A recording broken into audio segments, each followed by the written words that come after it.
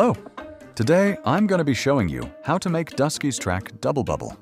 Here's what it sounds like.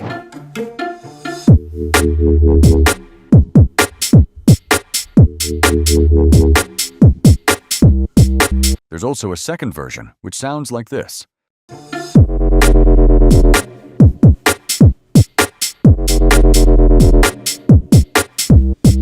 Let's start with the drums.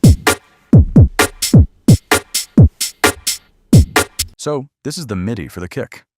There's quite a lot going on here, but the main takeaway from it is the hat. So when it first drops, it's just bass.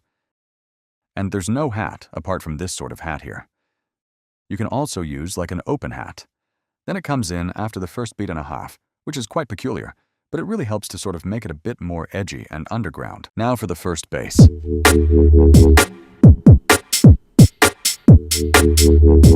Let's open Serum. I started with this bass-heavy D preset. On oscillator A, we've got this digital FFT add seconds, and if I lower this, it's basically just a sine wave. But what you do is you turn it up.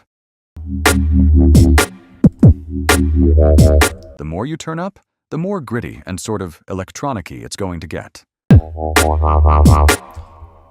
So I went to about 85.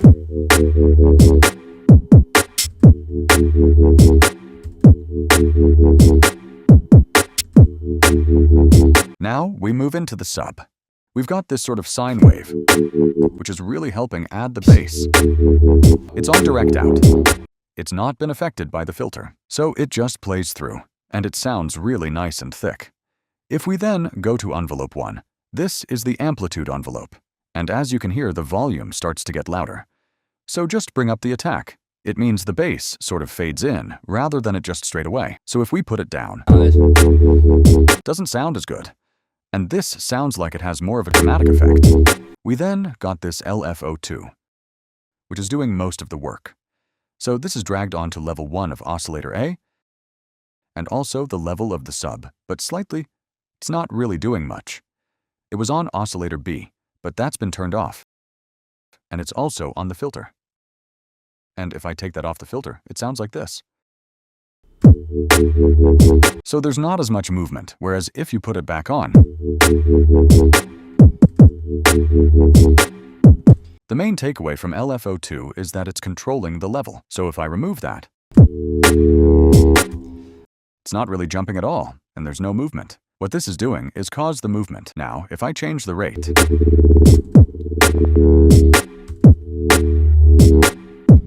so you want to make sure you've got the trigger, the BPM, and the ANCH. I'd also put it in on mono.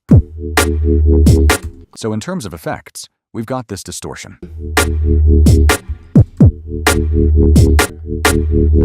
I'm going to keep it on soft clip, just adds a little bit of extra warmth. We've then got this compressor, so that's boosted up a bit. And we've also got this reverb, which has been controlled by this macro. And then we've got this hyper, which is being controlled by this width. And that's all we've got in terms of the effects. So that's the first bass. Now for the next bass. This is a lot more similar to what the actual track is. So I started with the bass Naji preset, and then I've changed it a little bit since then, just because I didn't think the waveforms were right. In terms of all of this, it's exactly the same as the other one, but it's got 2 oscillators. Again, the main sound is coming from this LFO controlling the volumes of each of the oscillators. So I then just stacked up with that, so the B2 acid waveform. So I'm basically just stacking waveforms to make it sound a bit more dirty. I've also got that FM from B, so it just helps add a bit of FM, which essentially sort of distorts and manipulates the sound.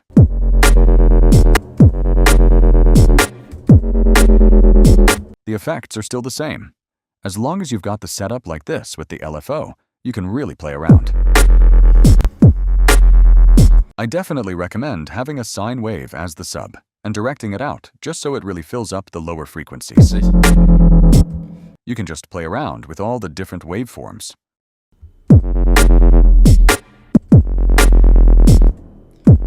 And then you can maybe add a second one and pitch it up.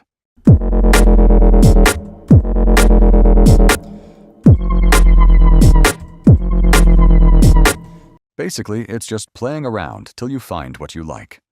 When it comes to the darker music, there's not really any written rules. It's a bit experimental.